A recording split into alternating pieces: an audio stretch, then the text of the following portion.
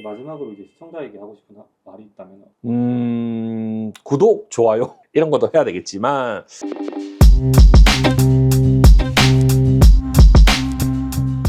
구독자가 이제 벌써 100명이 있다면요. 수많은 많은 문의들 중에 그 중에서 여러 가지 몇 가지를 가지고 와서 저희가 오늘 이렇게 답변을 통해 의견을 나눠드리도록 하겠습니다.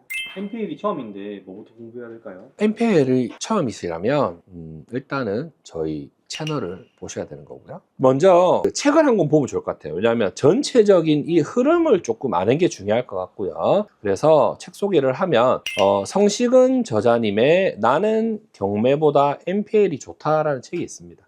좀 과거의 책이긴 해요. 하지만 전체적인 내용을 보시면 될 것 같고, 그걸 가지고 그 트렌드 어떤 그런 내용만을 가지고 요즘의 트렌드에 맞춰서 투자를 하셔야 될 것 같아요. 그대로 하시면 실패합니다. 그렇게 하시면 안 돼요. 일단은 먼저 저희 유튜브 채널을 차근차근 보시면 될 것 같고요. 또한 책 한 권을 보셔서 전체적인 개념을 이해하시는 걸 추천드립니다. 초보자들이 하기 쉬운 MPL 실수가 있을까요? 네. 초보자는 결국은 뭔가 이렇게 어떤 유튜브나 어떤 채널이나 이런 걸 보면 뭔가 일확천금이 있을 것 같은 게 있거든요. 한 건에서 내가 막 한 방 할인이라 이런 게 그런 거 없습니다. 절대 부동산 투자가 한 방은 없습니다. 한 방에 훅 가는 사람은 내가 많이 봤어요. 그래서 차근차근 해보시면, 그래서 항상 말씀드려요. 들뜨지 마라. 물론 수익이 많이 날 수도 있어요. 하지만 거기에 너무 뭔가 내가 매몰되어서 판단력이 흐려지면 실수하기 마련입니다. 그렇기 때문에 절대 흥분하지 마라. 기본부터 차근차근 가시면 된다라고 말씀드려요. MPL의 가장 큰 장점이 어떤 걸까요? MPL의 장점은 크게 두 가지가 있습니다.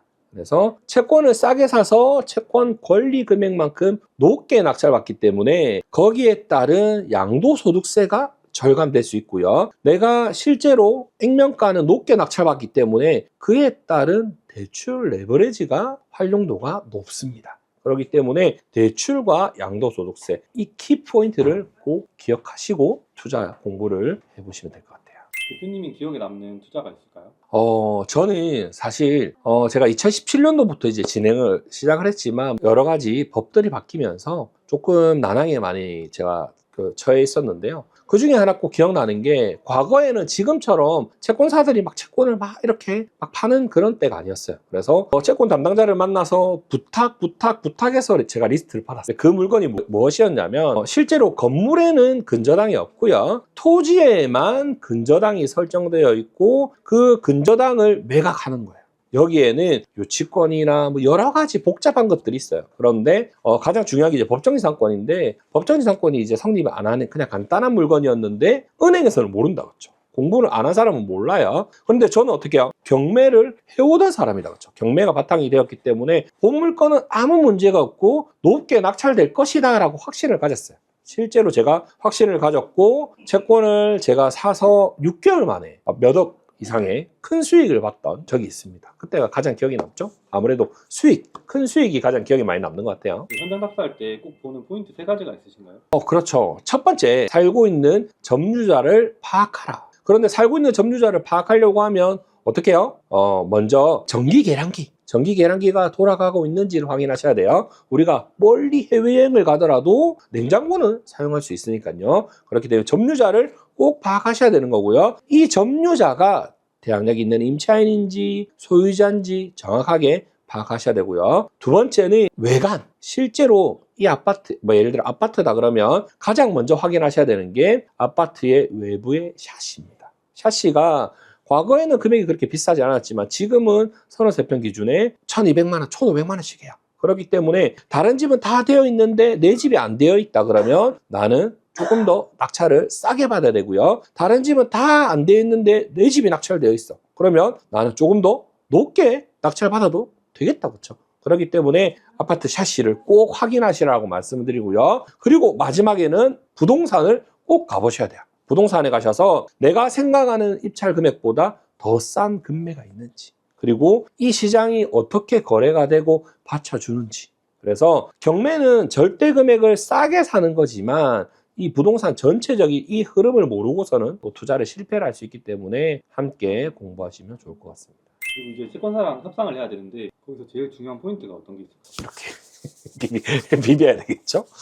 그런 건 아니고요. 실제로 이 채권에 대해서 냉정한 판단을 하셔야 돼요. 왜냐하면 매각을 하는 채권사 입장에서는 많이 받고 싶어 해요. 좋은 것만 보이겠죠.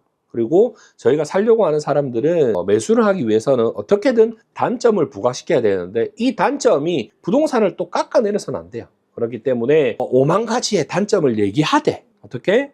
이 채권에는 특별히 무리가 없고 문제가 없다라는 것을 부각시키면서 우리가 아니면 해결할 수 없다. 네, 그래서 이 채권의 정확한 그런 금액이나 이런 것들, 권리를 파악하는 것이 가장 중요하다라고 말씀드립니다.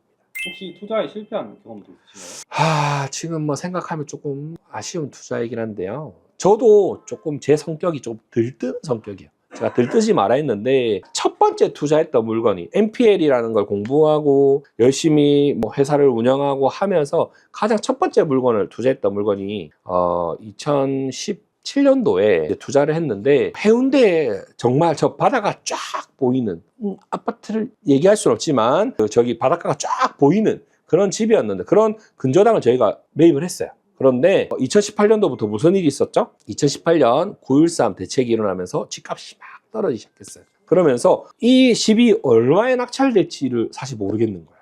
그러다 보니까 저희도 어쩔 수 없이 그냥 배당으로만 갈 수밖에 없었고 실제로 시장에 따라서 낮게 낙찰이 되었어요. 결국 NPL은 내가 산 금액보다 낮게 낙찰되면 손해를 보는 건데 원래는 방어 입찰을 했었어야 되는데 다음을 위해 입찰을 했었어야 되는데 못했고요. 지금은 돌이켜 생각해보면 거의 뭐 저희가 샀던 채권보다 2배 이상 지금 비싸거든요.